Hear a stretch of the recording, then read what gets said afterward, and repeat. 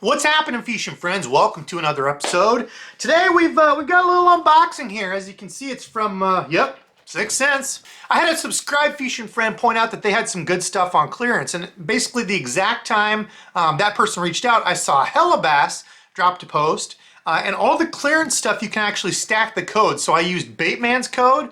If you don't follow BAITMan, go follow him. Go follow HellaBass. I was just on his podcast the other day. Both super nice guys. And I ended up getting like 40-50% off this stuff, whatever, off clearance. So picked up a few things here and there, and I figured I would share those with you. I like finding good deals. Now, the first thing in here, this was not on clearance, but I grabbed one, and I think I've showed you one of these in the past, but it's their rod sleeves. They have a really, really nice rod sleeve. One thing I like is, unlike some of the rod sleeves, if you can see this, they don't have the little piece down here that actually grabs onto the reel, the handle. So when you look at this thing, now it doesn't have anything special up top. I know some people like something like hard up here that kind of protects and covers it. It does have a little thing here if you want to hang it, but I like it because it's like this, I'm going to say like a neoprene material all the way up. You can see it's got their logo deal there. And then when you get down to the end, it's got this whole strap, so you can adjust this to the length that you want. Now, did I just say length? Now this was that 6 cents ESP rod that I got a while back, and this rod came also with a rod sock, and I don't think I mentioned that in my video, so that was pretty cool. This is like a camo rod sock. I appreciate that. I like that look. But you can see here, even on a long rod, this is a 7'3" heavy. You can adjust this all the way down and hook it onto here because this neoprene stuff is kind of stretchy, as you can see. So stretch it on, adjust this to your deal here. You can make it however long you need, and then cinch it up right there tight. So it's nice and tight, it stays on, it's soft. The thing I like, as opposed to like some of these, this is kind of like those old like finger traps when you were a kid. Sometimes the tip will go through those. If you have like some micro guides, it'll stick through. With these, you don't have to worry about that at all. So that's one thing I really like about these, kind of compared to those other, this type that you see so often on the market. But this rod, I'm going to do a hook rod line relationship with this rod because it is a little bit different of a 7'3" heavy. It's more of a moderate fast. So I'm going to go through that rod in a video not too far away. So the rod sock, what else? I didn't grab this, but they threw in one of these. This is a sunglasses deal. I didn't order it, they threw it in, that was nice of them. But it's one of those things you put around your neck, so if you're fishing and you bend over, your glasses don't fall off and into the water. It's like, the old timers used to wear where you can hang it on your neck. So that's kind of cool. I really don't use these. Maybe I'll give it a try just to see, but I like that. That way you don't lose your glasses. And with the rest of the stuff, you know what? I've kind of been missing the whole tabletop, hands behind the camera. So let's take the rest of this box and head over there. Okay, let's take a look at what's in here. Now, for any of you that ever wondered, my unboxing table deal, this is actually my painting table. See, I even did a little spicy little Debo thing there in case you didn't know whose channel it was, but it doubles as my unboxing deal. I haven't used it over here. I didn't put the fancy black mat and stuff down. I figure we're just going to kind of go rustic. Okay, so the first thing I got here is the Curve Finesse Square Bill. Now, I didn't even see these. I made a pretty big order from there a while back. I didn't even see those. I didn't know they made this like tiny finesse size, 3/8 of an ounce, but it only dives 1 to 3 feet. So I was thinking, man, this thing would be a pond killer, and I wish I would have grabbed a few more of those. You can see there the bill. It's got a small little bill on it, not a very deep diver, but look at that flash. I love the holographic scales that they use. Flip it over on the bottom there. It's got some of that purple pearlescence, a little orange dot. I just thought that was a good color overall. And like I've talked about before, the thing I love about the 6 cent stuff, it comes with good hardware. The hooks are sticky sharp. They're little EWG hooks. Now, somebody said that they work with VMC to do these hooks. These don't look like VMCs. They don't sell these anyway. So I don't know. I don't know if that's true or if they just use an off-brand of EWG short shank hooks. They look like Mustad triple grips, but I don't know. They're good and sharp. They've held up. I haven't had any issues, so I appreciate that. And they put that oval line tie on. I like that because you tie it right there. You don't have to worry about it slipping in between. If you've ever had that happen on a regular round split ring, your line can kind of go inside there. But I like it. Little Curve Finesse Square Bill. Excited to try that this spring. Another spring lure that I can't wait to throw, the Quake 70. They had this color on clearance. It was really picked over by the time I got to it. I was talking to HellaBass about that on his channel. He said, well, yeah, by the time I shared it, I already bought a bunch of the stuff. So I'm like, oh, thanks, man. You can see again, those nice big, those are size 4 EWG short shank treble hooks, I would guess. Those are pretty good sized. Cool color. It's got that kind of goldish brown up at the top, pearlish white color on the sides, almost like a silver. You can see they're almost silverish scales, some black and red, and then some darker either brown or black up top. But cool color. I like that color. Their liplesses look really good, feel good. And somebody said that between the Quake and whatever the other one is, I was asking the difference, and they said one had a different vibration. The head was larger on one.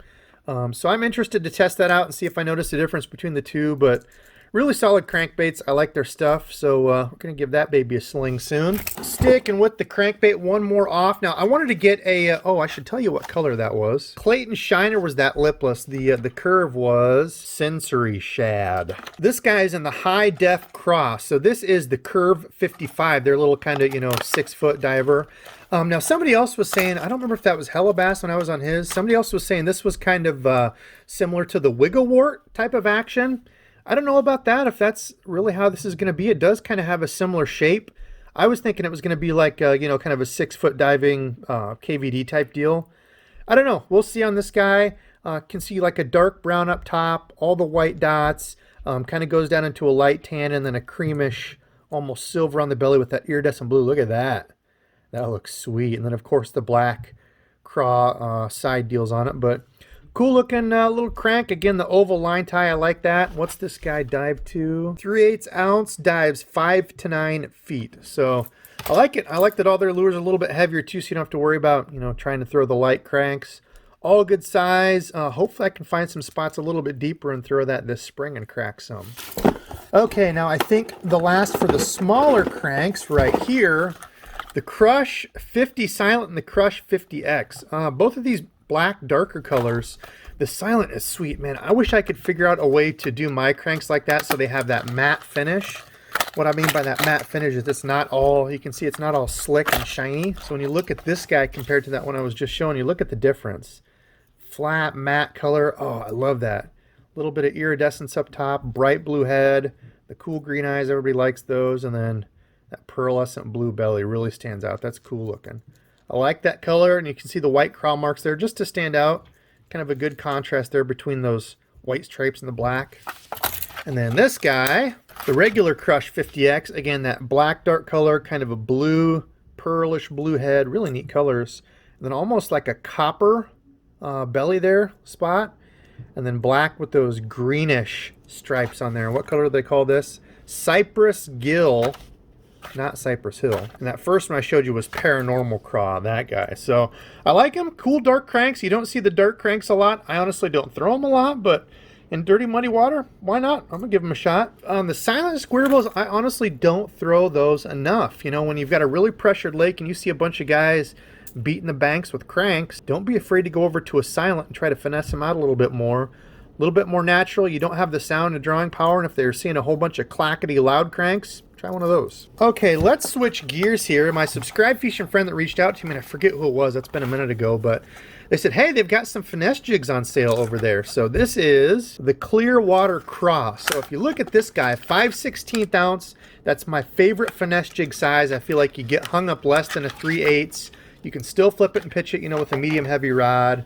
Look at this, dude. So the cool thing they have on there is I noticed right off they have the screw keeper. Yep, those are hand-tied skirts, so you can see it's like a nylon, rope-ish thread looking stuff there. Roll this down. So on the bottom it's got that kind of green pumpkin with reflective green on it. The rest of it's just brown, straight brown head.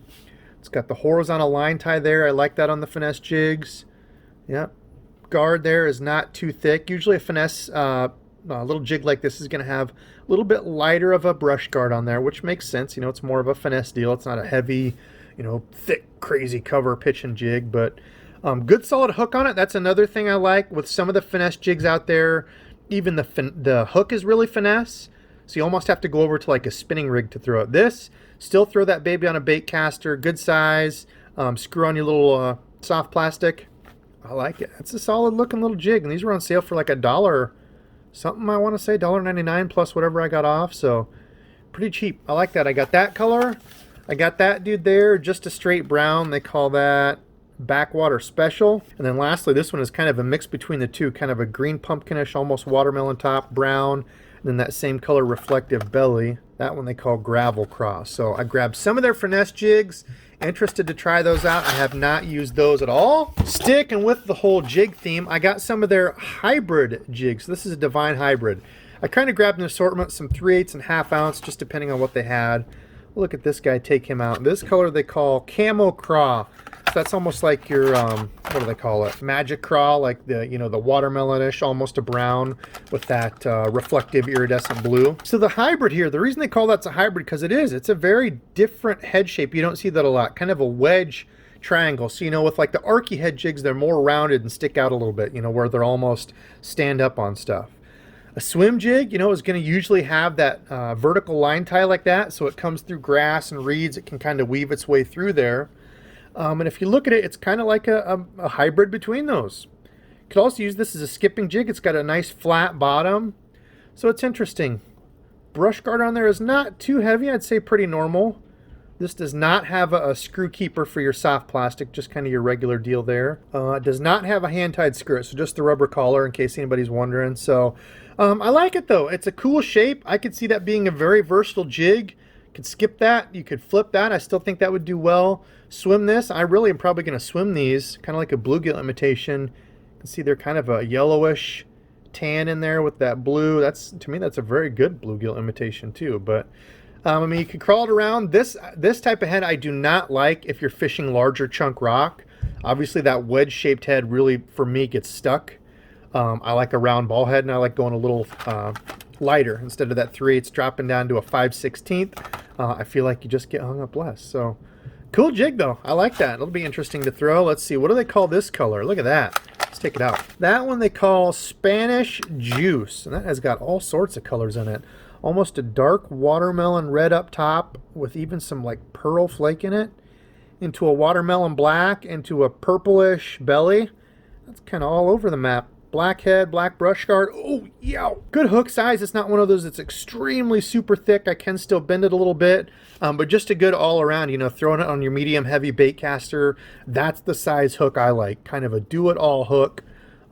Good package jig. The last one, brown with kind of some black stripes. It's got some purple flake in it. You can kind of see there. That one is peanut butter melon. I like all those colors. Nice. Okay, so I think that's all for the jigs. Yep. Let's jump back over to hard baits. Look at these guys. Holy smokes. This is the Cloud 9 Magnum Square Bill. 9.8.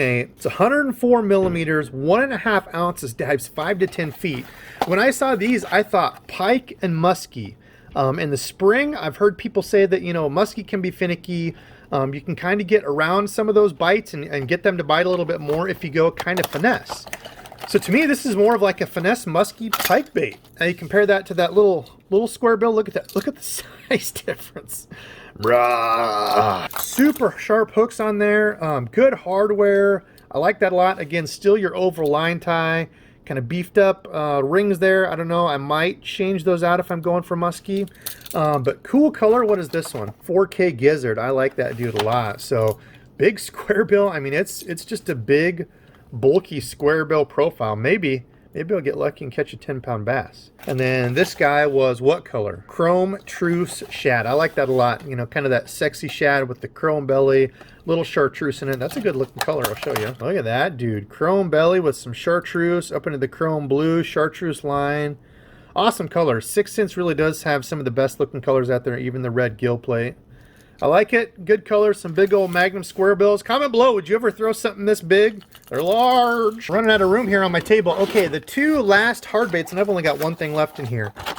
These are the Mag Dogs. Some of you have probably already used these. Some large topwater walking baits. So the 130 size and a 150 size. 130 weighs 1.2 ounces. The bigger 150 weighs 1.5 ounces. So this guy I actually picked up for bass fishing. A little bit larger size. You know, can we maybe draw a larger bite? I think it'd be interesting to try if we get on a topwater walking bait bite. Somebody throws like a smaller one and I throw a bigger one. You know, let's see, does it make a difference? But overall, this size shouldn't really intimidate you for, you know, a bass walking bait. And when they're on that walking bait, I use the Strike King Sexy Dog, and that's a pretty big walking bait. So I have no doubt I'll be able to catch some on this. Good big hooks. I don't know if those are size 2 or 1, but good size hook, good paint job. I like this color in the Provoke, the jerkbait. Have had a lot of success in that color, so that's why I grabbed this. Kind of a pearlish with that iridescent purplish, pinkish color almost there. Just a real good natural looking color, so I like that one. This guy was in Shad Dawn. Did I tell you in the first one that's the 4K Shad? I think so, but Shad Dawn. Definitely a big walking bait. Look at that, dude. I mean, that's a beast of a walking bait there. The chrome cheeks with the purple or kind of a pinkish, I guess, around the eye. Iridescence on it. It's got flake all over in it. You know, just a real natural. This one you can almost see through. Real natural looking color. You know, when it's a little bit sunnier, a little bit brighter, but they're still eating topwater. That guy right there. So I'm excited to see what these do. A little bit bigger walking baits. Something new. I've seen a few people talk about these in unboxings and such.